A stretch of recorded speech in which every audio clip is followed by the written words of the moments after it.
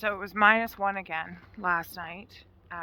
We've actually got a pretty heavy frost here this morning, but I think that's probably it for the frost for this spring, hopefully. So today we're gonna be outside doing a bunch more planting. I gotta get some beets in the ground. I'm not sure I want to put cucumbers out yet. I mean, I do, but I don't think they're gonna make it. But we're gonna get the high tunnel planted. I think that's my big plan for the day, is to get the high tunnel planted and get some beets in the ground, and we'll go from there. So back to a winter coat. It's a little chilly this morning, but it's nice. I mean, the sun's out. She's gonna warm up quick. It'll be a good day, and I think we can get lots done.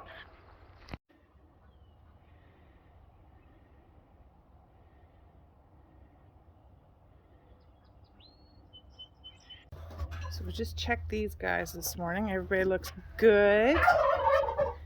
Everybody's got nice pudgy bellies. Right. There we go. Everybody's here. Everybody's here. I'll just cover them back up.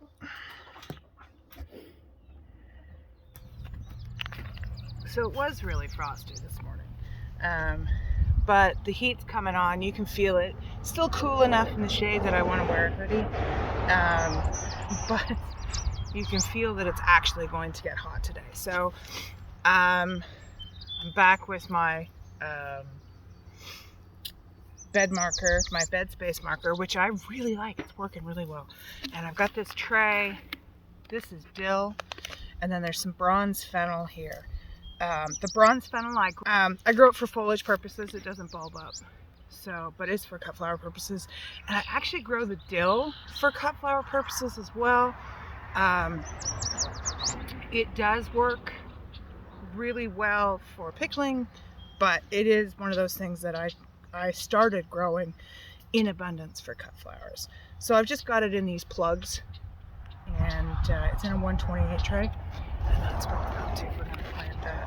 So it's springtime and it's warm, and I think last night was our last frost. And so, like a lot of people, I think most people I know that gardened, we're in this like big rush now to get things planted, to get things in, and it's just that time of year, and that's okay. It's just a super busy time of year. I know people, sometimes they'll message me and they want to do things, and I'm just not available to do things this time of year, because we're just trying to get everything in. So when everything started, these plugs aren't coming out. Sometimes they come out really easy. Other times, not so much. And dill is not super fond of being transplanted, but I find if you do it in a clump, it's less troubled by that. So there we go.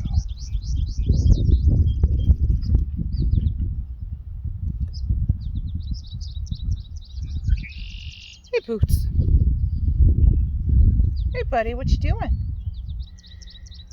Boots is examining everything I did yesterday. So we're just going to put these plugs of dill in. It's okay that they're not individual and that there's more than one plant in a clump. Sometimes I just, yeah. So there's 3 in this one. But we try and give it some space to grow. And I will use this for dill pickles, which are like my most favoriteest thing ever. I love dill pickles. It really is a favorite thing of mine. So, and unfortunately, I'm the only one in the family that likes them. So I don't make a whole lot of them, and I do them in smaller jars because I'm the only one that's going to eat them when I open it up. So, but it's nice to sit here kind of in the shade and hear the birds and just get things planted.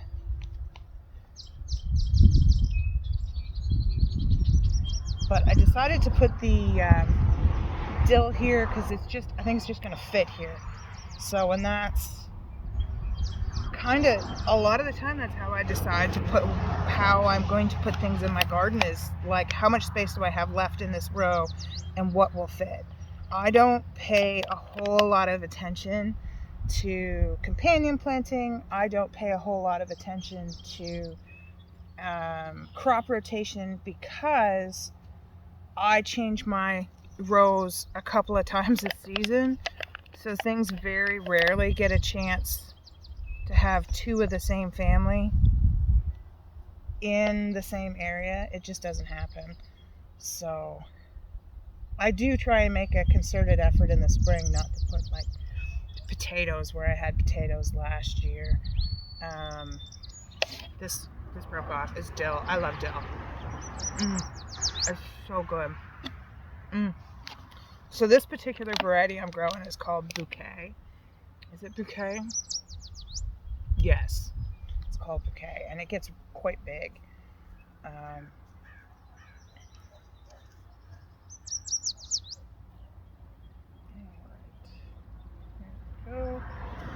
But I think this is going here because it's going to fit here. And then under the trellis, I think on the inside, I was going to do lettuce down the one side. I think on the other side of the trellis, I've got some pole beans I want to grow. So I think I'm going to do cucumbers down one side on the outside and pole beans on the other. I still think it's going to be a little cool at night to be putting out cucumber plants, although I really, really want to because I just want to get it done. So, but I might give it a little longer.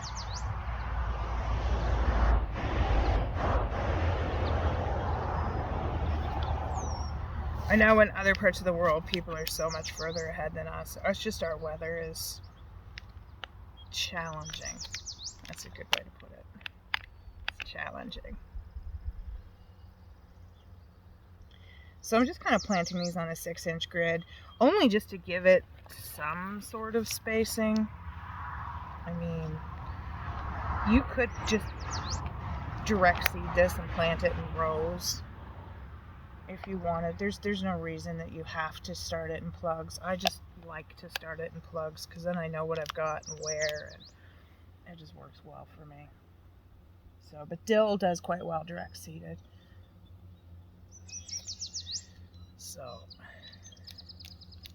So, but dill, yeah, you want to be fairly delicate with it when you're transplanting it. And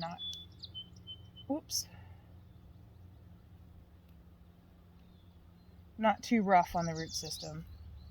Kind of like if you're transplanting cucumbers, they don't particularly like their root systems messed with. So you can... That's why I kind of do these in a plug, and I'm not doing individual ones, and I'm not going to separate them. We're just going to plop them in here.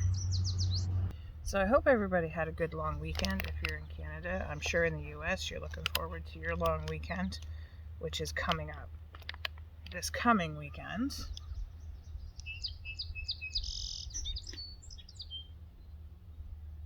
And lots of people will be working to get stuff planted in the next couple of weeks.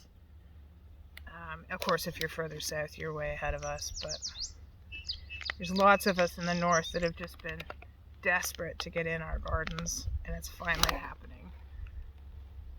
Finally.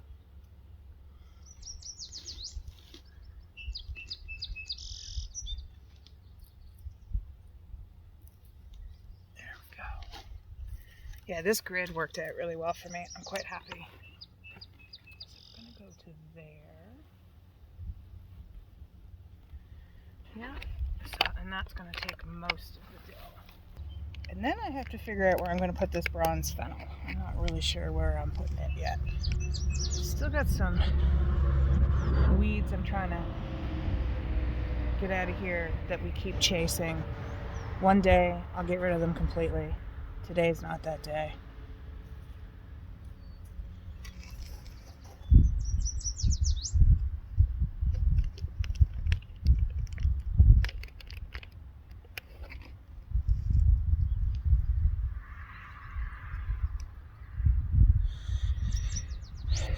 after you transplant your seedlings, you want to water them in really well, so they get nice and situated and the roots aren't just completely surrounded in air, which they don't enjoy.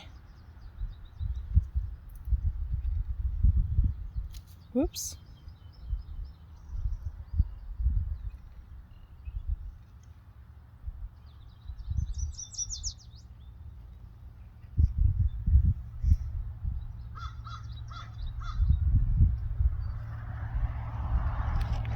Once these get established, I'll come back and top dress everything with some compost. Mother Nature does not like bare soil, and if you leave soil bare, she will cover it up with all the weeds that you absolutely despise.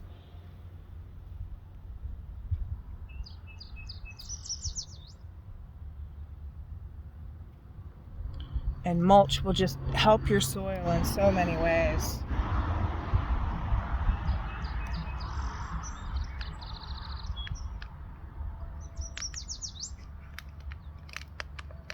So that's not too bad. I got most of the dill, and I've got a few plugs left. And I think what I'll do is I'm just going to plop them at the ends of a couple of rows and let the bees enjoy them there. Tuck it into empty spaces here and there. And then I've got to find a space for this bronze fennel. I think I know where I'm going to put it. I've got a row of cut flowers. I think I'm going to stick it in the middle of there and then keep working my way down that row. So here I want to put on the outside of this side, so this is the inside of the trellis. On the outside, I think what I want to do is put, I've got succotash beans that grow vine really, really well, and I'm going to put them on the outside here.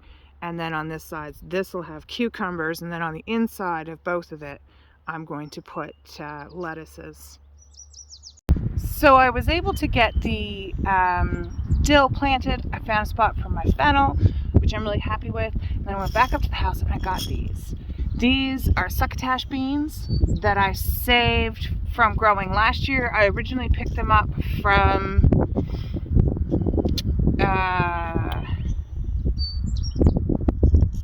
Revival. No, it's not. They're not from Revival Seeds. Where did I get those?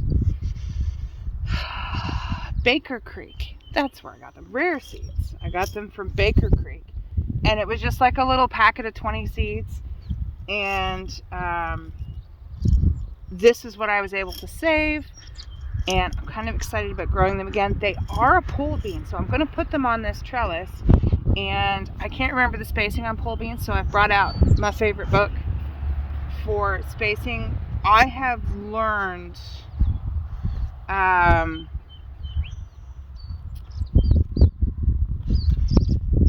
that with this book that you can plant things significantly closer than you think you can. So this is giving me what I thought was what I was going to need. Was about per seed was like 4 inches, but I wanted to make sure because I haven't planted pole beans a lot in recent years. I do a lot of bush beans, and when you're growing things vertically, they don't necessarily need as much space. So I'm going to do them every 4 inches, and we'll see how many we get along here. But these are just, they're so pretty. I just love how pretty they are. And I dropped one.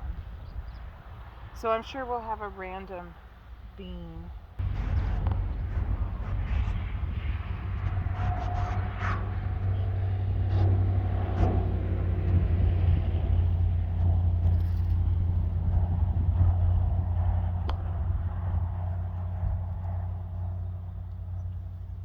So the general rule of thumb for planting most seeds is to plant them twice as deep as they are wide.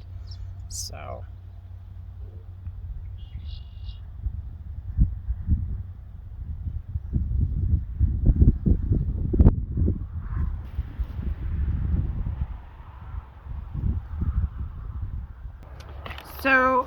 I'm just finishing planting a few potatoes. I'm only going to do one row. I put some in bags There's something I don't grow a lot of, mostly because we live like 45 minutes from the hometown of McCain. We're surrounded by potatoes. Everybody grows them by the hundreds of acres. It's just not worth my space to grow potatoes. They are space hogs. It's kind of like corn. If you have limited space, maybe you can get them from someone who grows a lot, and that's what we do. I do like growing the Yukon Gold potato because nobody grows that here. And they're so good. I really, really like them. So I picked up like 10 pounds and I just let them chit. And chitting means to let this sprout come out. And I don't always let it get this long, but you can see that the potato has eyes. And that's, you want the potato to have at least 3 eyes. And if you let them sprout, all you're doing is you're giving them a head start. The big farms around here, they don't really chit their potatoes. They cut them, they treat them so that they don't rot. Like with fungal diseases, that's basically what it is. And then they plant them in with great big tractors. I don't get that fancy. And a potato this size, I'm not even gonna cut it. I'm just gonna plant it. Something a little bigger. Yeah, these, I'm not gonna cut these. You can. I just don't really want to. I'm being lazy. But the bigger ones, if you can get like 2 or 3 eyes on a potato, you can cut them and let that cut dry overnight and then plant it in the ground. So, or in your bags or whatever. So that's what I'm doing. And I've just got this row that I've kind of dug out of the dandelions. And that's where they're going. I'm slowly working my way up. I had dug this bed out earlier this spring and I didn't put anything in it, and the weeds kind of started again, but because I had mulched it, they didn't really get a chance. So anything that's really growing in it is just super easy to just pull right out. So, but that's what this is. When you see the potatoes sprouting, you can chit them, and then what you do is, if you can find, like this potato has this nice eye here, and then there's one here, and there's one here, and that's kind of it. I mean, yeah, there's one more there. So you could cut it, but I'm not going to bother. On this size of potato, I don't think you get that much more of a yield. So I'm just going to, in the soil, I've just loosened it. I haven't even dug a trench. I just loosened the soil up with the potato fork or the spading fork, and I dig a hole that's like 8 inches deep and I plop it in, and that's it.